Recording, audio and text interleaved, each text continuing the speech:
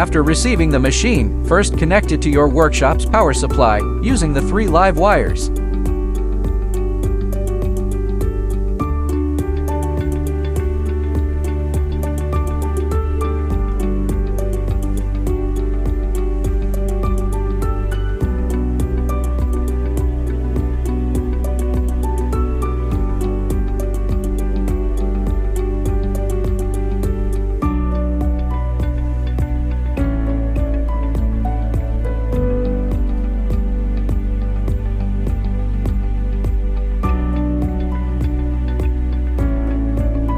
After connecting, check whether the pump is rotating in the correct direction. If it rotates in the opposite direction, you just need to swap the positions of any 2 live wires.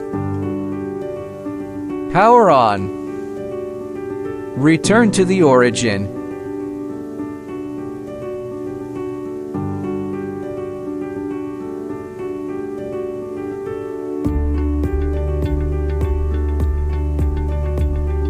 Set parameters according to the material.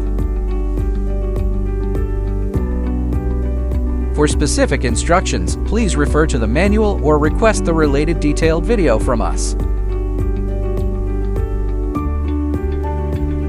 Control the machine using a foot switch.